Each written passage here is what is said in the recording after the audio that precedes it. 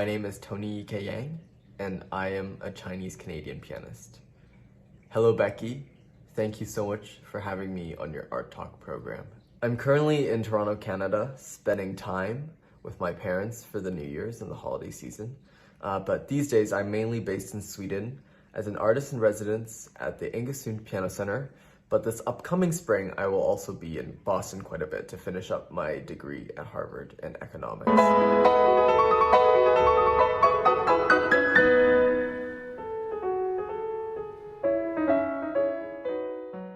Yeah, definitely. I feel like participating in all these competitions has definitely had a great impact on my life, and it's given me so much experience, a lot of learning experience, a lot of stage experience, and I feel like I've grown a lot as a person as well through all these experiences. I think that these competitions also provide a great platform for young musicians to be heard all over the world, and so for that I'm extremely grateful.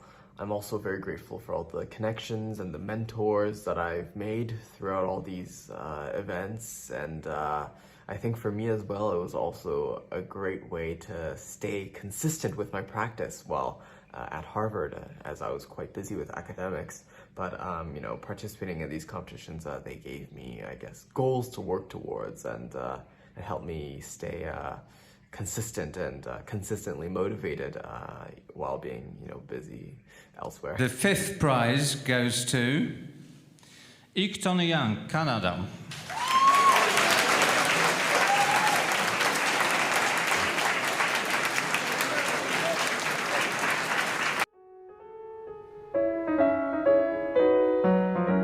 A composer that means a lot to me. I would probably say all of them, but I mean, if I had to choose, that's quite difficult. I would probably go with J.S. Bach at the moment. Absolutely in love with his Goldberg variations, and you know, he is the founding father of most of the classical music that we know today, and you know, all the polyphony and the harmony, and yeah, there's just so much to discover in his music, and so rich in his, you know, his massive B minor, and yeah, very sacred music, very sacred, I would say, very sacred, monumental, and yeah.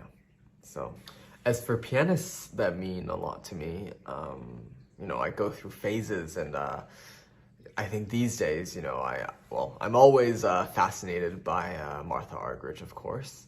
Also my dear mentor, Eliso Virsaladze. These days I've also been listening a lot to Glenn Gould, Grigory Sokolov, Vladimir Horowitz, of course, always. Yeah, the list goes on. I think each one of these pianists have such incredible personalities and such incredible facility as well. And it's always very inspiring, and you get to learn so much just by listening to them. And so I think sometimes I like to say that YouTube is the best teacher.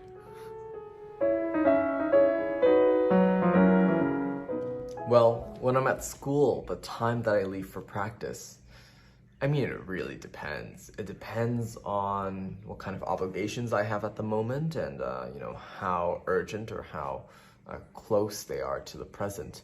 And you know, it's all about prioritizing. But for example, if I have you know, finals coming up, of course most of my time is going to be devoted to writing those papers and you know, to studying. And so, you know, sometimes it might be difficult to even find practice at all during a day. But of course, if I have concerts, you know, then of course most of my time is with my dear friend here. But yeah, I think on a normal day, I do try to aim for maybe 3 to 4 hours if I'm lucky. Of course, more on the weekends, and you know, I always, as much as possible. I think that's the best answer.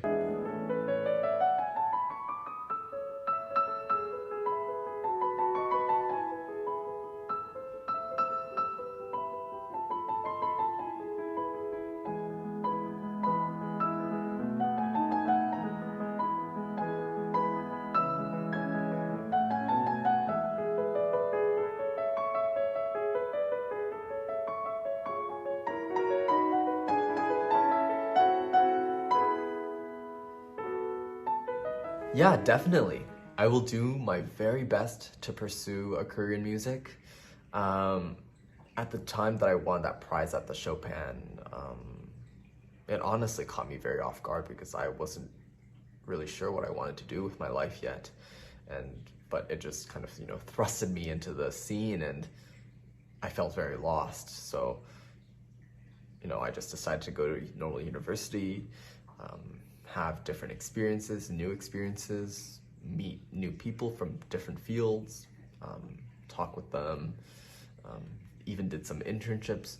But, throughout the years, I've kind of learned that the thing that one should do in life is what they love. And every experience that I've had in school has kind of told me that, I love music so much more. And,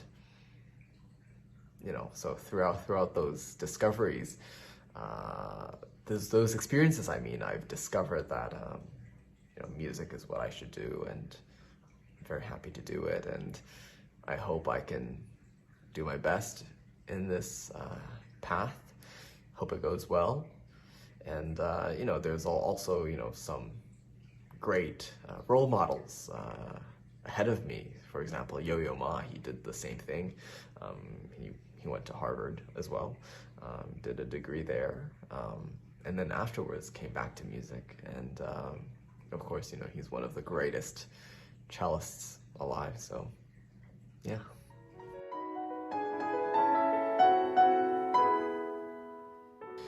Of course, all these canceled concerts, the experience of playing live music gone, that was, it definitely took a toll on all of us. And, of course, playing for a camera, playing for a phone, it just doesn't portray the humanity of making music, the feeling that something is, organic and being created in the moment. Yeah. So I definitely miss that, but it's definitely also good that things are starting to come back together again, and so I'm very much looking forward to the next year. I spent most of my pandemic in Sweden, and things were open there as they were practicing herd immunity, so most of the living aspect for me was quite normal. I got to hang out with friends, but we're kind of a tight-knit community there anyways, at the Ingersoll Piano Center, and we got to play for each other at least. We got to play with each other, cook together, spend last year's Christmas and New Year's together, and it was very festive. Small group, but cozy.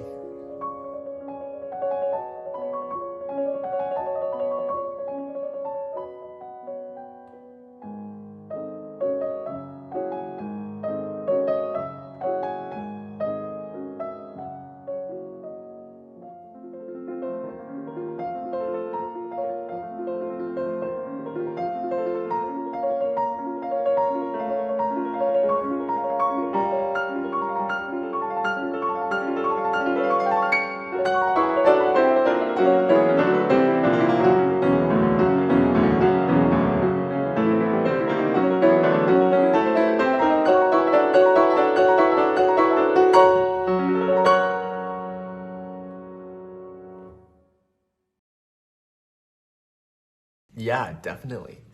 Challenges, I think, are a very important part of the human experience. It helps us grow, to make progress, to develop. And so, I'm always doing my best to try to, challenge myself. And so, of course, trying to balance school with piano is a challenge of its own. But for example, I'm trying always to learn lots of new rep, also in short time spans. And I definitely think that that's also a very important skill to have in the world of music performance. And also, throughout traveling, I think I am always, kind of challenging my beliefs, and learning lots of new things about different cultures, meeting new people. And I think that can also present itself as a challenge sometimes, although of course very fulfilling and very rewarding. Yeah, it was a great time in Warsaw this October. Very fortunate to be there for the finals.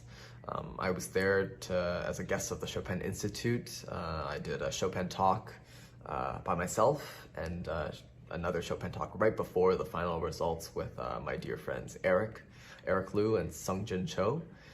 And yeah, so I got a chance to hear some of the performances live. And I'm very, very happy for how things turned out for my friends Amy and Bruce. They both played spectacularly. And I remember also liking very much the concerto performance of Martin Garcia and the Chopin Funeral March Sonata performance by Alexander Gurdjieff. My plans for 2022. I mean, with the pandemic and especially now with the emergence of the Omicron variant, it's been very difficult to make plans, and a lot of things, are happening so last minute, so spontaneously now. So yeah, but just some general things I'm looking forward to, I guess. I'm definitely completing my degree at Harvard this May. That'll be very exciting. Also very exciting will be some upcoming collaborations with violinists and pianists in some four-hands piano duo recitals. I must admit I have not done so much chamber music in the past, and so this upcoming year will be very exciting for me. In terms of performances or traveling, I'm very much looking forward to adventures in Canada, the US, Mexico, Europe, Thailand, the UAE, maybe even Bahrain. So yeah, I hope we can fulfill as many of those as possible. And yeah, I want to wish everyone all the best for 2022. Very much looking forward to all the challenges, surprises, and interesting opportunities that come our way this upcoming year.